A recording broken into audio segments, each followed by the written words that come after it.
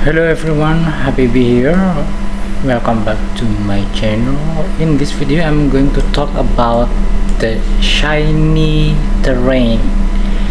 Probably you are wondering why your terrain is so shiny like this, just like a plastic toy. You see that mountains there, it has reflection that you don't want it. So how to fix it? I don't know how to fix it, but this is a trick I found.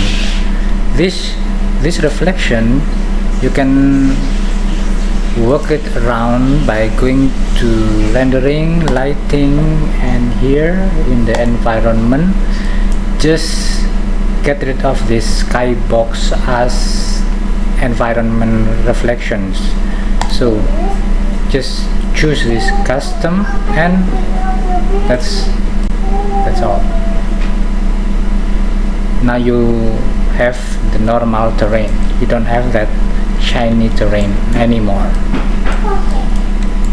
If you know what is the real solution, please let me know, guys, because I think it's just a workaround, and if there is another correct solution, let me know in the comment section below.